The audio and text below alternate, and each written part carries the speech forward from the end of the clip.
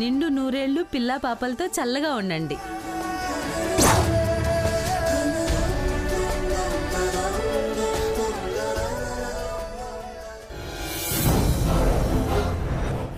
అమ్మా ఎళ్ళొస్తానమ్మా. మంచిదే, ఏదో ప్రేమతో వచ్చావు.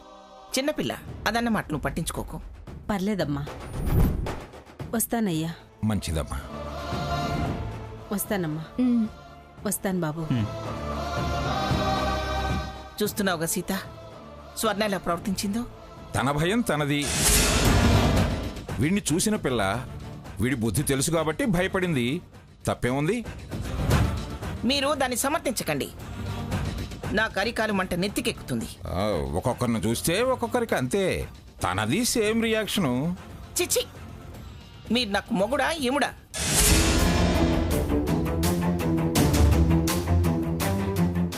దాని మాటలు అంతేగాని మీరు వెళ్ళి మీ పనులు చూసుకోండి. పోండి, వెళ్ళు, రెడీ అయిపో.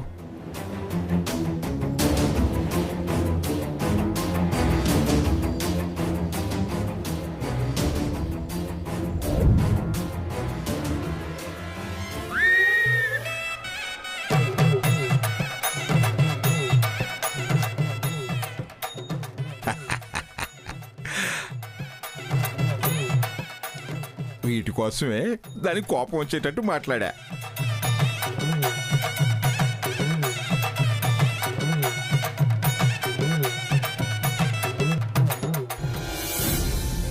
సీత, నువ్వెవరి క్షేమం కోరావో నేను వాళ్ళ క్షేమమే కోరాను.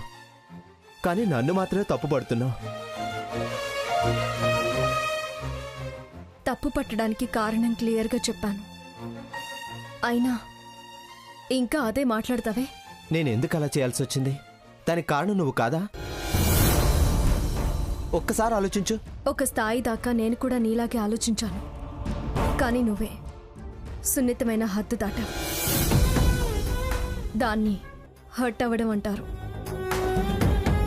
అది బయటికి చెప్పలేని ఒక బాధ. అది తెలుసుకోలేకపోవడం నీ తప్పు. నేనంత మనసు లేనివాణ్ణేం కాదు. అది కాలమే నిర్ణయిస్తుంది. తెలుసుకోగలిగినప్పుడు స్పర్ధలు తొలగిపోతాయి. అప్పుడు అదే నేను నువ్వు అనుకున్న ఆంక్షకాలంలోనూ నా క్షేమం కోరిన దానివి. ఇప్పుడెందుకిలా? క్షణం చాలు చివుక్కుమండానికి. ఎందుకు ఏంటి అంటే సమాధానం ఉండదు. నేను వివరం ఇచ్చుకుంటున్నాను కదా, పశ్చాత్తాపడుతున్నాను కదా.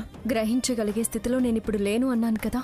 నేను నీకోసమే మన మధ్య అపార్థం తొలగాలని వేడుకోవడానికే దర్గాకొచ్చాను. ఆ విషయం పశ్చాత్తాపానికి అర్థం కాదా?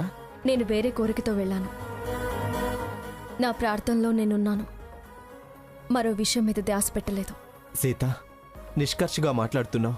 కొన్ని సందర్భాలు అలా మాట్లాడిస్తాయి. మనసు నొచ్చుకున్నప్పుడు అవతలి వాళ్ళ గురించి పట్టించుకోలేము. క్షమించమంటున్నాను కదా. అది క్షణిక ఆలోచన. తెలియక చేసిన పని కాదు క్షమించడానికి. అయినా క్షమించగలిగే స్థాయి నాకు లేదు. క్షమించమని అడుగుతున్నాడంటే ఆ స్థాయి ఇచ్చినప్పుడే కదా. లేదు అని నువ్వనుకుంటే ఎలా? ఇలా చర్చిస్తూ నా ప్రశాంతతని దూరం చేయాలని నిర్ణయించుకున్నావా? దూరంగా ఉండలేక. గడిచిన కాలాన్ని గుర్తు తెచ్చుకోండి. దానికి దీనికి మధ్య చాలా వ్యత్యాసం ఉంది. నేనిప్పుడు అప్పటి నీ స్థానంలో ఉన్నానని అనుకో. ప్లీజ్ సీత, మన మధ్య ఎడమొహం పెడమొహం నేను భరించలేను. నేను భరించేలా చేశారు. భరిస్తేనే నా బాధ ఏంటో నీకు అర్థమవుతుంది. సీత, వద్దు, నన్ను డిస్టర్బ్ చేయకండి. సీత,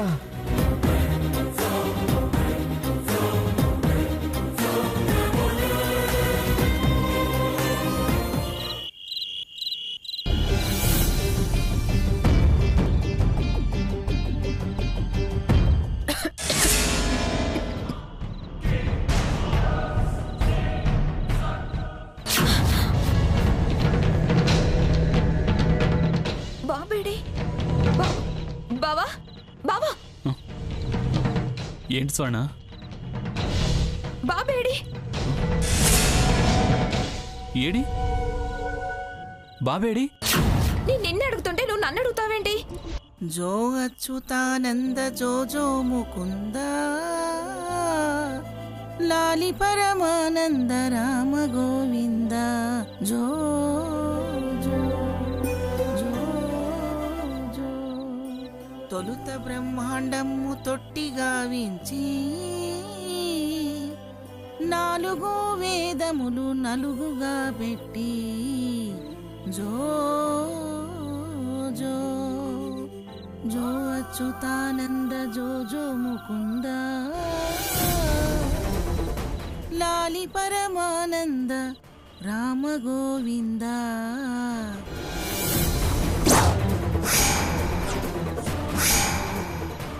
జో జో.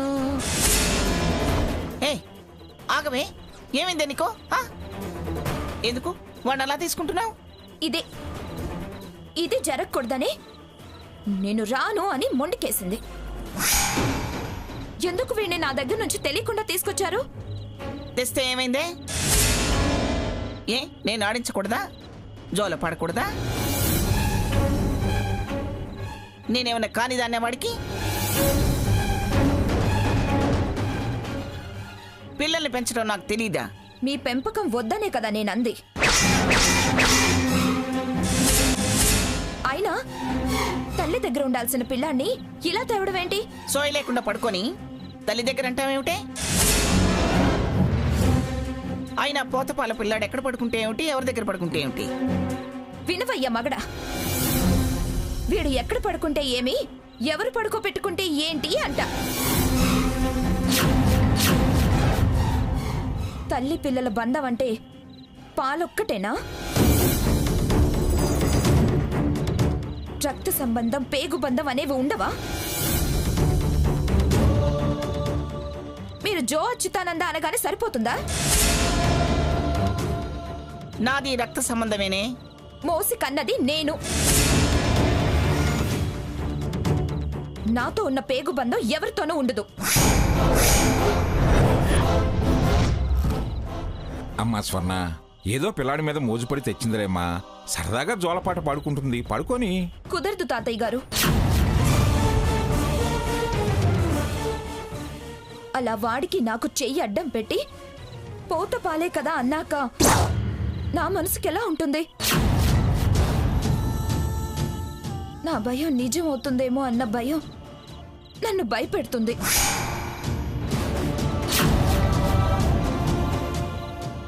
నా పిల్లాన్ని నన్ను తీసుకెళ్ళనివ్వండి. నువ్వు మాట్లాడవేంటి బావా? ఏం మాట్లాడమంటావే వాణ్ణి? అది ఆయనకు తెలుసు. మీలా ప్రత్యేకంగా అదే మాట్లాడు ఇదే మాట్లాడు అనేంతలా నా గుప్పెట్లో ఏం పెట్టుకోలేదు. వాడందరి గుప్పెట్లో నుంచి ఎప్పుడో జారిపోయాడు.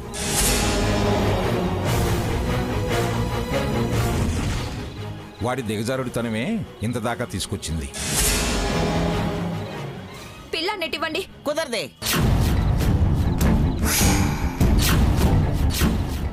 అమ్మమ్మ గారు ప్లీజ్, పంతాలకి పోయి చిన్న విషయాలు పెద్దవయ్యి పంచాయతీలుగా మార్చుకోవద్దు.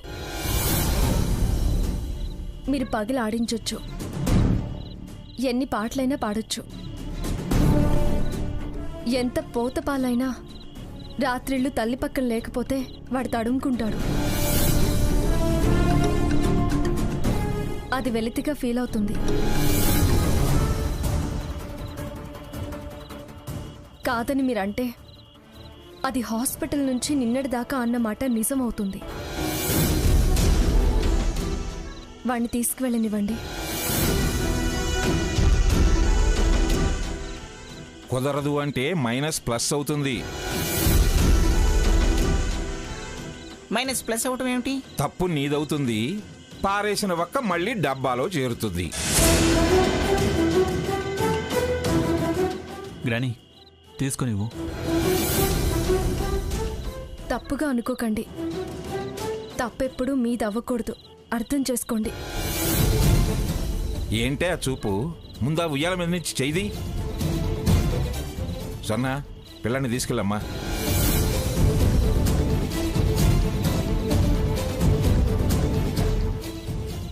ఇంకెప్పుడు ఇలా తీసుకురావద్దు. నువ్వు సోయి తప్పి పడుకుంటే తేక తప్పదు.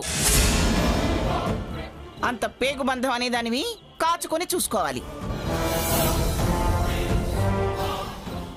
వదిలేవే, మాటకు మాట అనకుండా ఆగలేవా? అదనేది నే పడేదాన్నా?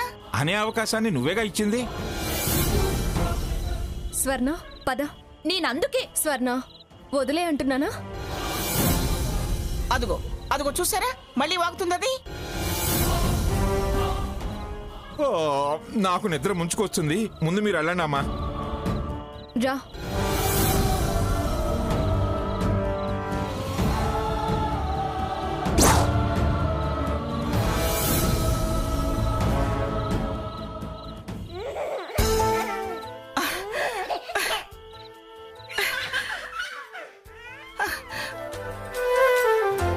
ఒక్క రోజులోనే వాడు నన్ను వదలలేకుండా ఉండిపోయాడు. ఎంత ముద్దొస్తున్నావురా కన్నా.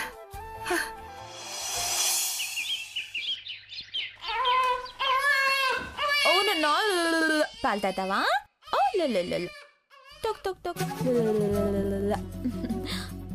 అమ్మా మంగమ్మ మహారాణి,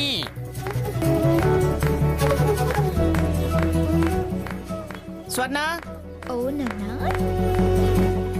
రావే, నువ్వు కూడా రా. మంగమ్మ మహారాణి,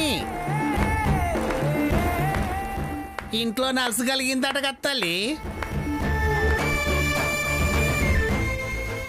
మునిమనవాన్ని చూసి మురిసిపోతున్నారా? మునిమనవని మురిపంలో పడి మమ్మల్ని మర్చిపోయినవా మహారాణి? మర్చిపోతే దిష్టి తీసి వెళ్ళండి మీ కబురేలా చేస్తానే. ఈవిడికి వీళ్లతోనూ పరిచయాలున్నాయా? ఎక్కడ తల్లి ముని మహారాజు? అదేమిటి, నా మనవరాలి చేతిలో ముత్యమల్లే వాడు మెరిసిపోతుంటే ఎక్కడ అని అడుగుతారేమిటి? ముద్దులకే మునివన్మడు ముచ్చటగా చాలా బాగున్నాడు.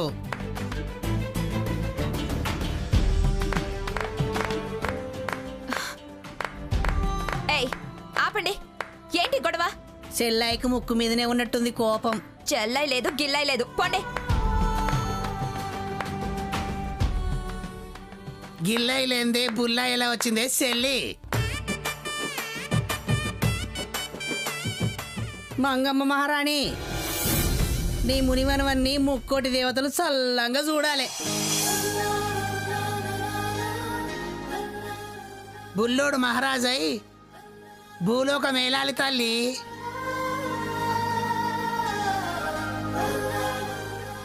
ఆపండి. వీడు మీ అరుపులకి కేకలకి దడుచుకొని గుక్క పెట్టాడు. అది గుక్కగాదే బుల్లి, దిష్టి. వీడికి పాలు పట్టాలి. పడుదుగాన్లే, దిష్టి తీస్తే పాలే కాదు మురిపాలు కూడా ఎక్కువైతే తల్లి.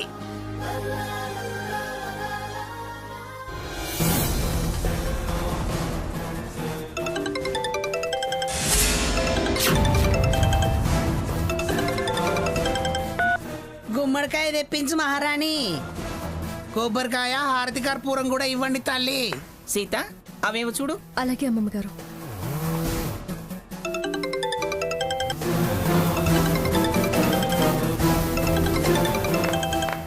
ఏమన్నా చేయించుకోండి. ఎదవసంతా చిరాకేస్తుంది.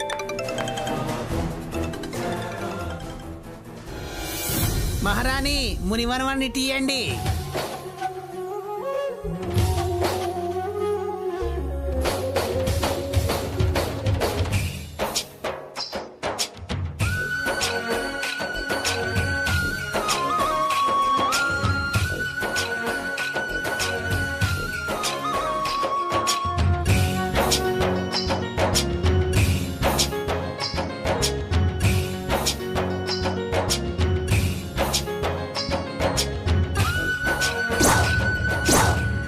దిష్టి మస్తు తలిగింది, ఇటు ఇయ్యవే.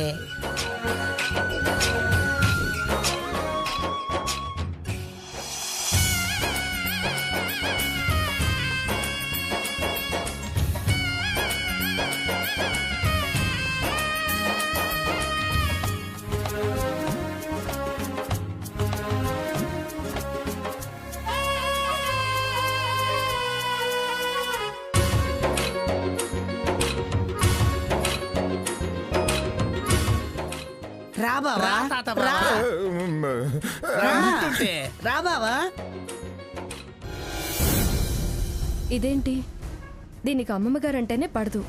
ఇలా పిల్లాన్ని అమ్మమ్మ గారికి ఇచ్చి ఎందుకు వెళ్ళుంటుంది?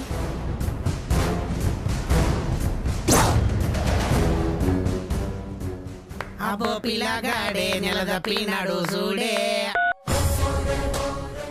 హలో, ఏం స్వర్ణ, ఏమైంది?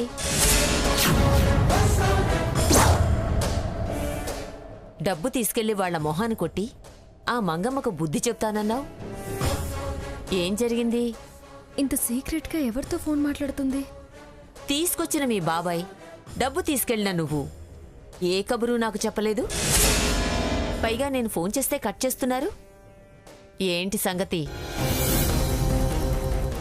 ఆ మంగమ్మతో తెగతెంపులయ్యిందా? నీ పుట్టింట్లోనే ఉన్నావా? మళ్ళీ అదేమైనా మాయ చేసి నిన్న అత్తారింటికి పట్టుకెళ్ళిందా? నిన్న ఫోన్ చేస్తే దాని మాట వినపడిందేమిటి? భాగీరథమ్మమ్మ గారు, మీ దగ్గర డబ్బు తీసుకొని వచ్చిన తర్వాత ఏం జరిగిందంటే, ఇదిగో మీరడిగిన 15 లక్షలు. వింటున్నారా దాని మాటలు? మొగ్గుడిని వదిలేసి స్వాతంత్రం సంబరం అంటూ ఏం పావుకుంటావే? దాని బతుకు అది తగలేసుకుంటుంటే నిలబడి చూడాల్సిన అవసరం లేదు. పదండి. మీరు డబ్బు నెత్తిన కొట్టుకో అన్నా, వెంట తీసుకెళ్ళినా ఇది మాత్రం ఇక్కడే ఉంటుంది. అయితే ఇప్పుడు ఏం చేయమంటావు? శాశ్వతంగా ఈ బంధాన్ని తెంచుకొని వెళ్ళిపోమంటున్నాను. రఘురాం కట్టిన ఈ తాళిని రఘురామే విప్పి తీసుకువెళ్ళాలి అంటున్నాను. ఏమిట్రా నిలబడ్డావు? వెళ్ళు. వెళ్ళి నీ పెళ్ళం కోరినట్టు చెయ్యి.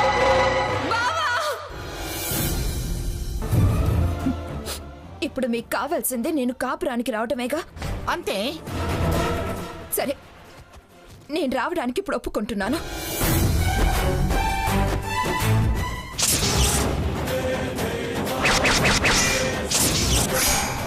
ఆ భాగీరథి దగ్గర డబ్బు తీసుకొచ్చావా?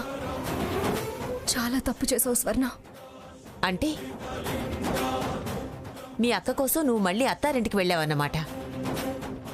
ఆవిడే కాదు, మీ అక్క కూడా తెలివిగా ప్రవర్తించి నిన్ను బుట్టలో పడేసి పట్టుకెళ్లారు. అదేం కాదండి, పరిస్థితి అలా వచ్చింది. అంటే నేను డబ్బిచ్చి కూడా ప్రయోజనం లేకుండా అయిందన్నమాట. నీ లక్ బాగోలేదు, నా హ్యాండ్ బాగోలేదు, నాకు అర్థం కావటం లేదు. చూడు, ఎలాగూ మీ అక్క నువ్వు అక్కడికే వెళ్లారు కదా. అక్క కాపురం కాస్త కుదుట పడగానే నువ్వు మళ్ళీ ఆ మంగమ్మ మీద యుద్ధం ప్రకటించి నీ దారి నువ్వు చూసుకో. లేకపోతే అది నీ పిల్లాన్ని నీకు కాకుండా చేస్తుంది. అలాగేనండి. వీళ్ళు నన్ను సెంటిమెంట్తో లొంగ తీసుకున్నారు. నేను సమయం చూసి వీళ్ళతో తెగదెంపులు చేసుకుని వస్తాను. మళ్ళీ డబ్బు అడిగితే మీరిచ్చిందుందిగా, దాన్ని విసిరి వాళ్ళ మొహాన్ని కొడతా. స్వర్ణ, ఇక్కడేం చేస్తున్నావు? ఎవరితో మాట్లాడుతున్నావు? అదే అమ్మమ్మ గారంటే పడని దానివి నీ కొడుకుని ఆవిడ చేతిలో పెట్టి ఇంత రహస్యంగా ఇక్కడికొచ్చి ఎవరితో మాట్లాడుతున్నావు? అక్క, అది ఏంటే, సిగ్గులేదా నీకు? అది అది అని నసుగుతున్నావు. నువ్వు ఎవరితో మాట్లాడుతున్నావో నేను అన్నీ విన్నాను. పోయి పోయి ఆ భాగీరథి దగ్గర డబ్బు తీసుకొస్తావా? నువ్వు ఎంత తప్పు చేశావే స్వర్ణ. ఈ విషయం అమ్మమ్మ గారికి తెలిస్తే ఇంకేమైనా ఉందా?